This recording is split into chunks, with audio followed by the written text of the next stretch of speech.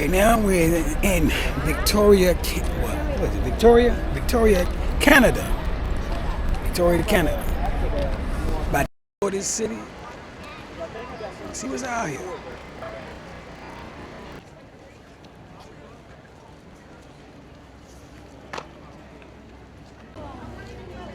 Market on a pier. I didn't book no excursion over here because we only here for 4 hours, so I didn't know exactly what to do. But it looked like they have a couple of tour buses, a gift shop, so it's not like downtown area where it's plenty of things to do. Yeah, sorry, I guess I should have got the drop off at the beach. Yeah, we don't know where we're going, but we're going to find out. Everybody's headed for the downtown Victoria bus, but We can take a tour. I don't know. These guys here, and you'd have a personal Canadian running you guys through the city. Super fun, super unique experience to see Victoria. And like I said, we have a few different options on kind of the length of tour you're wanting. So we're unfortunately way up here, and the best place to see is our downtown inner harbor of Victoria. So we start through the beautiful historic neighborhood of James Bay. It's where the British first settled here, built some beautiful homes, tell you all the history behind those, before we kind of make our way to Beacon Hill Park here. So beautiful park, there's gardens, wild peacocks that roam around. We can do some walking around there before we kind of make our way to where everything is happening in Victoria. It's our downtown inner harbor. So we have our Parliament building, that's because we are the capital city here in Victoria, as well as the Fairmont Empress Hotel. Those are the two main attractions, both side by side, super pretty. At nighttime they get lit up with a bunch of lights, and we keep going on to our kind of shopping district here. How long is the tour? It's no time limit. It's about 2 hours or so, could be a bit longer, depending on how long we look around the park, as well as take shopping. Like I said, it's hop on, hop off. If you guys want to do some souvenir shopping, you do that. We wait there for you guys until you're all done and continue on the tour. So it's really depending on how long you take shopping. Okay. Usually we How leave. much? So there's a shorter tour, it's about an hour and a half. That is $85 per person. Otherwise, if you want to go all the way to our Chinatown, which is the oldest in Canada, round trip from there, it is $105 per person. So it's kind of dependent on how long of a tour you guys are looking for. We'll do the full tour. Do you take credit cards? We can. Unfortunately, there's just horrible taxes in Canada, so cash is just better for both of us. If possible, we can make an ATM stop as well, which is just a flat $5 fee rather than the 7% on top of the fare. That would be through the credit card. let us think about it. No problem. Yeah, I got a credit card, man. I can totally check. I think some of us would take credit card as well if that's your only option. Cole, would you want 105? Yeah. Perfect. Yeah, if you would want to, Cole would be happy to take you with credit card. He can take credit cards. Nice to meet you. I'm cool. How you doing? Go West Mitchell. West Mitchell? I am, yes. Okay. Never been to Victoria, but been to other places in Canada. Yeah, more on the east side. Uh-huh. Yeah. Our weather is the best out in Canada. Quite a bit. Also, Jan, if it's comfortable, you can just put that bottle between you. Oh, okay. Yeah, whatever is Okay. easiest for you, as long as it stays with us and it doesn't hit the ground. Oh, I'm no, happy. it won't hit the ground. Bitty bottle. Awesome. Do you guys want me to get a picture of you guys with the boats in the background, or are you already on that? Okay. Okay, Thank perfect. you. I'm just going to plug in my lights behind you, and then we'll get going. All right. You gotta be in shape to go in. Yep. I'm gonna take a tour of the city. Went ahead and paid with my credit card, but we didn't know it was gonna work or not. And I didn't have the money, just want to make sure the currency would match down here. All right. You guys ready? We're ready to go. Follow me. Okay. Man. Crazy. So how's the cruise been for you guys? Been pretty good. Pretty good. Have you cruised before, or is this your first time? Oh, cruised before. Yeah. Yeah. Lots of times? Yes. Yeah, in the 90s for me. No, I've been 2000. So you travel the whole city, man, just running. Yeah. Man. Yeah, so it's about a 7.5 mile loop. Oh my gosh. Heritage neighborhoods, then the park, then downtown, then Chinatown, Wow. then back to the boat. Yeah. Okay, I need to. I'm gonna run 5 minutes. That's motivation.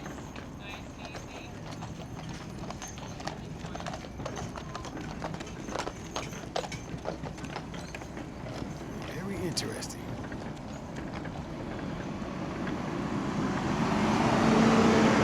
Just started selling, so you're good. Little bump here, guys.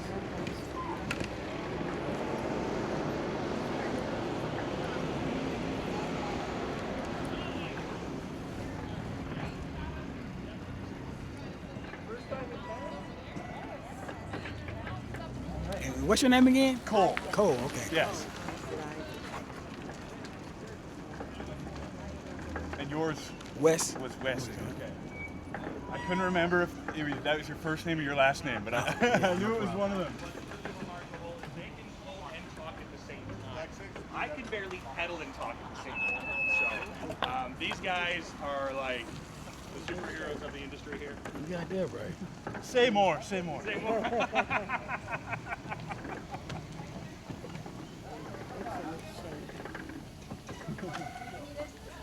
You guys had pretty good weather all week? Yes, we have. I mean, Busy, so busy. even going through Alaska, we were told no rain at all, just sunshine. Oh, this is beautiful. That's incredible. Oh no, I wish. So I the lived downtown area from here is like 30 minutes. Yeah, exactly. It's about a mile and a half. You can yeah. walk like the nice way. for one of those. It's exactly what you're looking at. But we are just We'll zigzag our way through the neighborhood. See a few highlights first.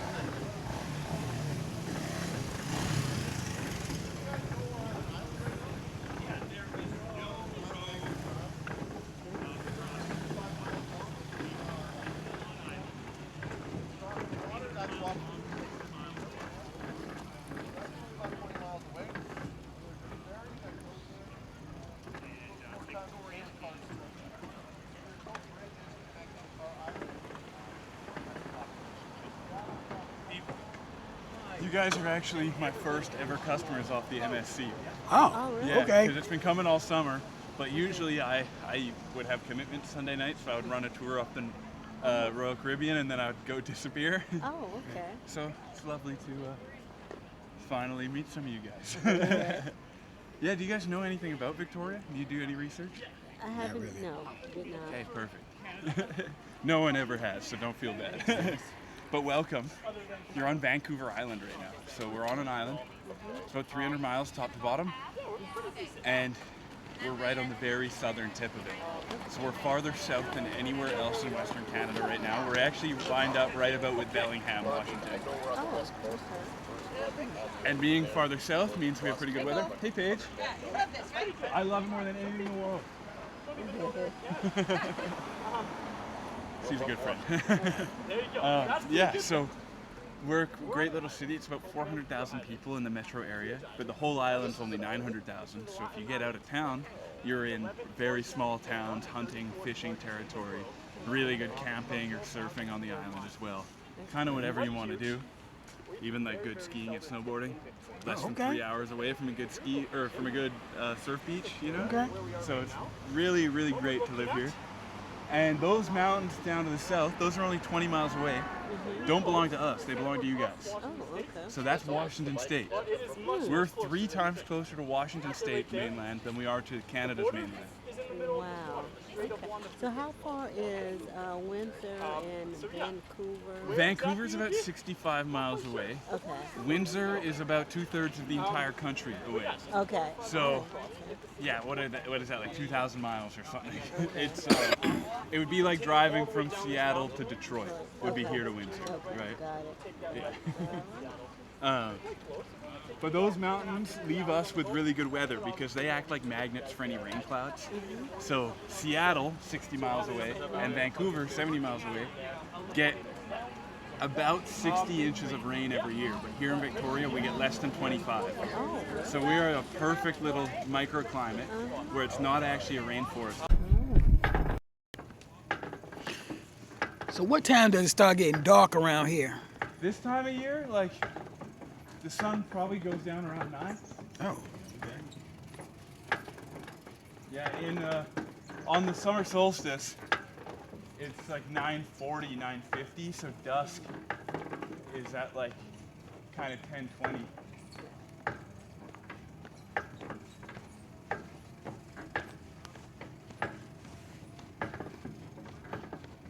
But in the winter, you know, if you work a 9 to 5 in the office, when you're driving to work, the sun's barely come up over the mountains.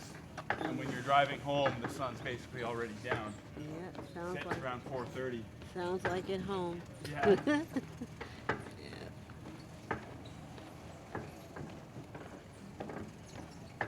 You guys both born and raised in Tennessee then? Yes. Yep. Nice. And this was the first thing they developed. It was a horse racing track around here. Oh, okay.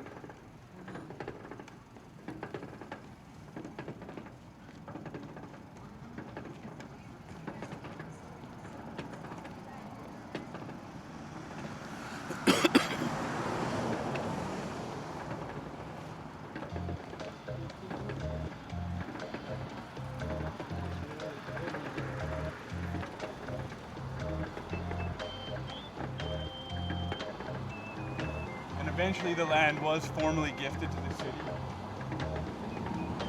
under the condition that nothing can ever be bought or sold here. So it's free to enter all year long, every single day, and you can't sell anything. Really pretty around here. Totally, yeah. And you just wait until we get inside as well. Lots of, you know, manicured flower arrangements.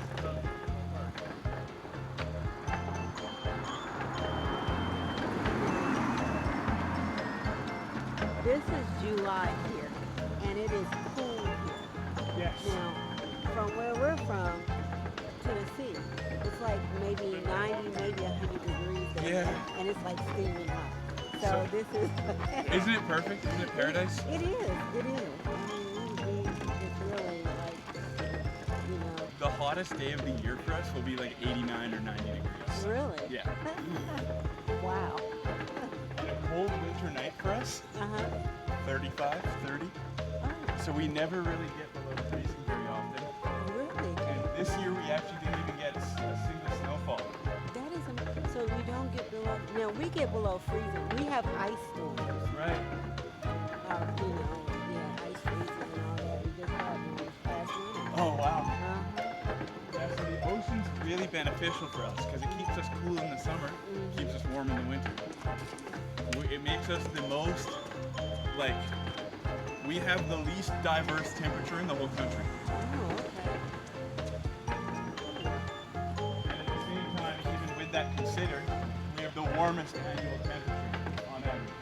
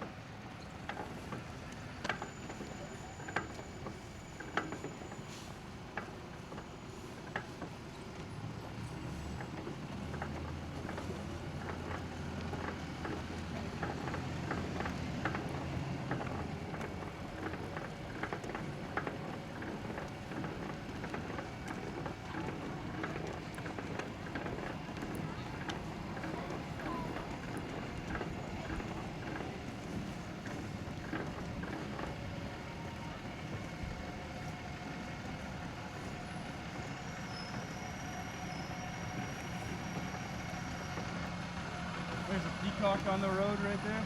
Damn. Yeah, right? I see. Beautiful. He's the king of the park. Beautiful, beautiful.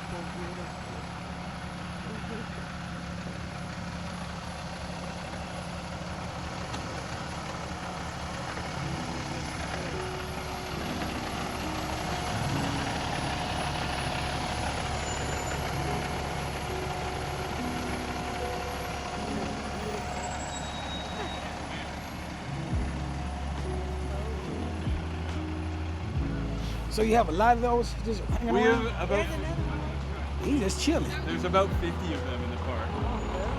So they were brought here as like a welcoming gift for the Queen when she visited in the 1940s. Oh, okay. And then, yeah, we just set them free in the park. And they have subsisted on their own for the past like 70 years. 80 years. Yeah, so we brought 2 dozen, I think there's about 5 dozen now. They just roam the park.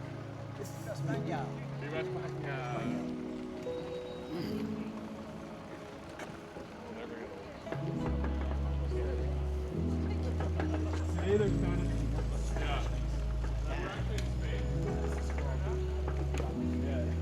Sideways like that tree. Cutest down here. Just see his dad.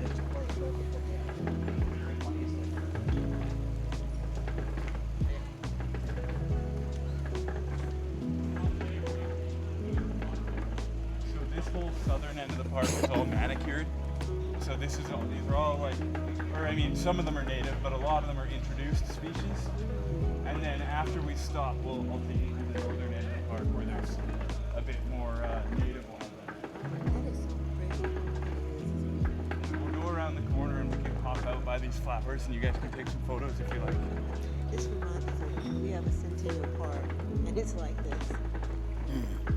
It's just like that. It's just like that.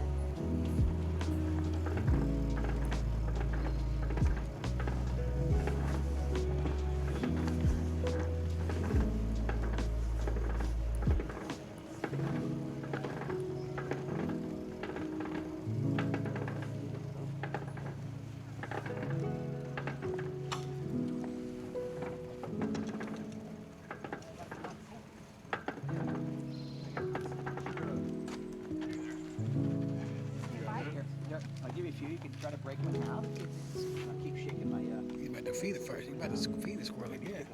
Give them a color. That's some healthy stuff. If I shake it like Where? this, they often do come right to just down the still. Looks like a-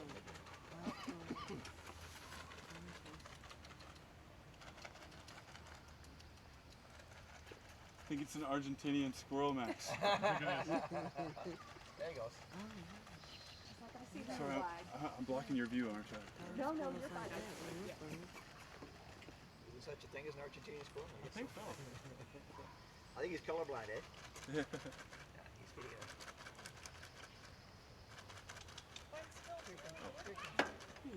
We're blocking the pathway, guys. Pretty good, eh?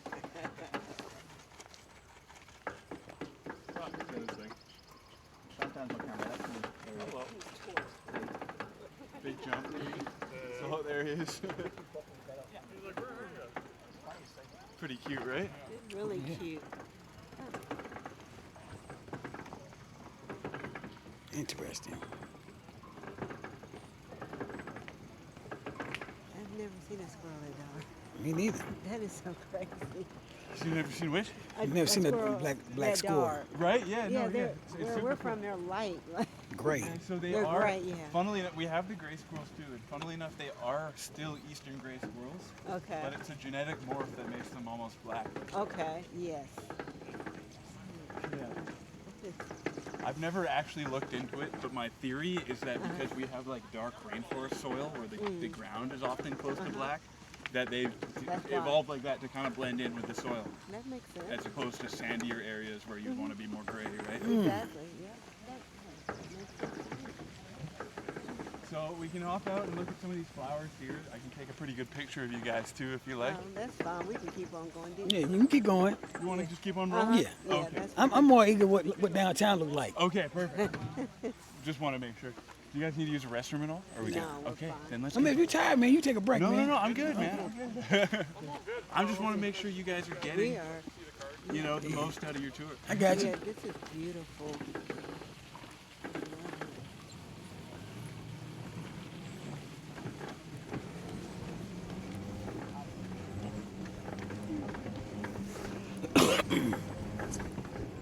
Downtown is next on the agenda.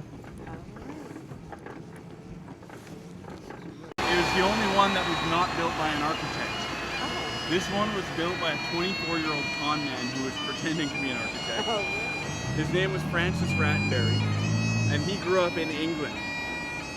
He was an apprentice for his uncle who was an architect. And his uncle had the same name as he did. They were both called Francis Rattenberry. That's important. So, when he was 19, Francis decided, I don't like England and I don't like what I'm doing. So he got on a ship bound for Vancouver. That ship brought him, 60 miles from where we are right now. But before he jumped on that boat, he went into his uncle's office and he stole all of his architectural blueprints from his entire career. The thing about this was they were signed with his own name, Francis Rattenberry, right? So he stole those and brought them on to a ship bound for Vancouver. And when he got there, he was a little worried that people were coming after him for theft. So he didn't build anything quite yet. He laid low for a few years. Once he was convinced he was in the clear, he started looking out for contracts. And pretty quickly on, this building the contract for that building was being advertised in the paper. Because the city wanted to replace the older wooden government buildings that had burned down. And they figured the replacement would do best if it was extremely British looking. They were worried that Americans would come after this part of the island, and they figured the more British the Capitol building looked, the less likely Americans want anything to do with it. So they wanted someone to build this, and they also figured instead of going out and trying to find a good architect, we can just put an ad in the paper and all of the best architects will come running to us. So that's what they did. They received over 60 applications, but the one they liked the best was from Francis Rattenberry. Of course, they wanted something British, and he stole this from his British uncle, right? So it worked out pretty well for him. Anyway, they bring this guy in for a bit of a job interview to make sure he's the right guy for the job. Because they wanted, not just an architect, but they wanted a good architect. So they wanted someone who was at least 40 years old and had at least 15 years of experience behind him. Of course, our main character had neither of these things. So in he walks, and they're like, okay, funny joke, but please send in the real guy who designed this. And he goes, no, I am Francis Rattenberry. I may look young, but I'm 42 years old. I've been an architect for 16 years, and here are all of my documents to prove it, as he holds out his uncle's work, right? And that was enough to catch the eye of the people and kind of convince them that he was the real deal. Don't believe a thing he says, he's a liar.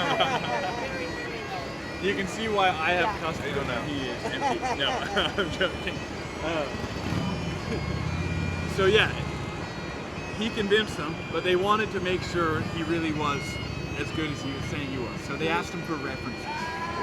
And being the con man he was, he said, well, I have many references. However, they're all back in England where I'm from. It's a 6-month journey away by ship. So if you like, we can write them a letter. It'll only take 6 months to get there and 6 more for a reply to come back. And in a year's time, we're going to receive a piece of paper that's telling you the same thing I'm telling you right now. Or, if you guys don't want to waste any time, we can find Francis and give him the contract to build the Empress Hotel. Really? Yeah. That is crazy.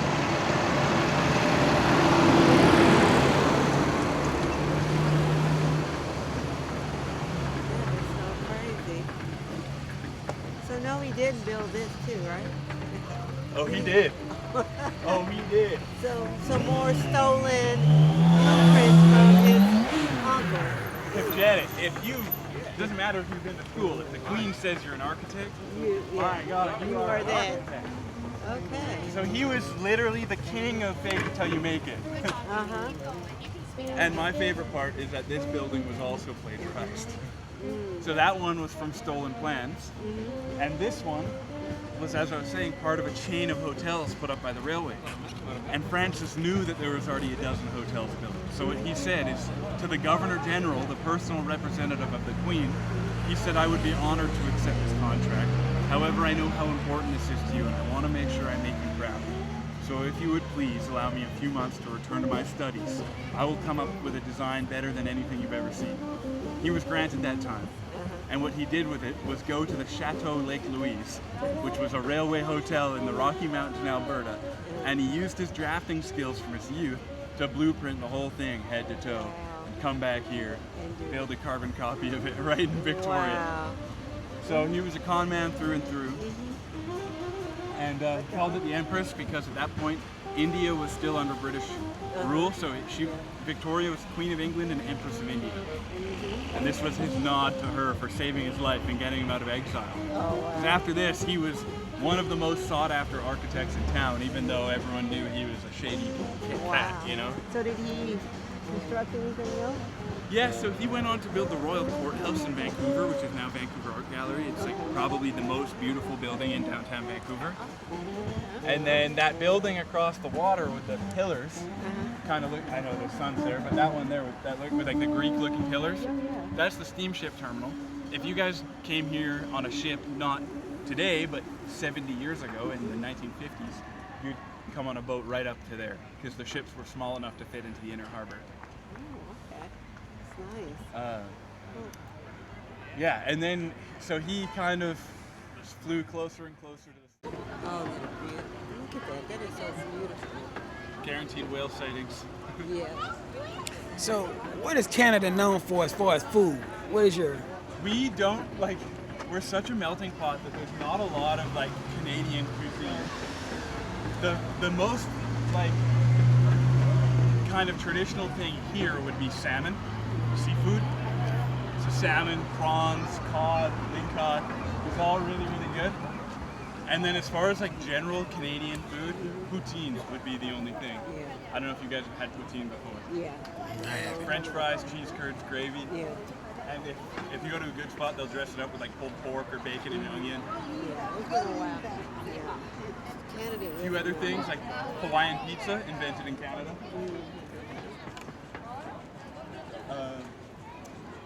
Ginger beef, also Canadian. So it's all like bastardizations of other food.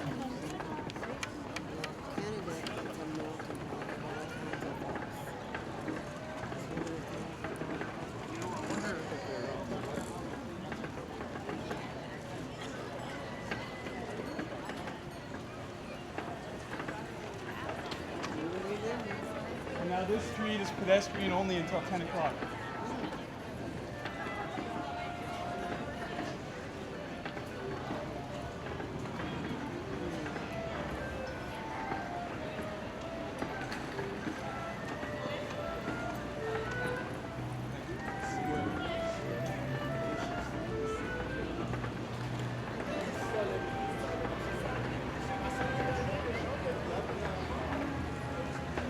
You know Canada is more into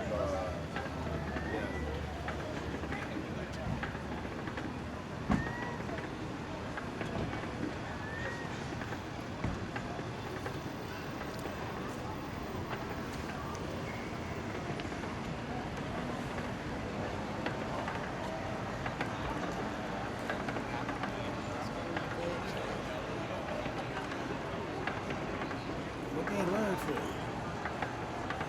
What is So, this what they in line for? That's the line for the shuttle bus to get back to the boat. Oh, wow. That's why you do a tour. Yeah. Do you guys want to get out and do any shopping while we're downtown? Nah. Or even just like poke your head into some stores or anything? Okay.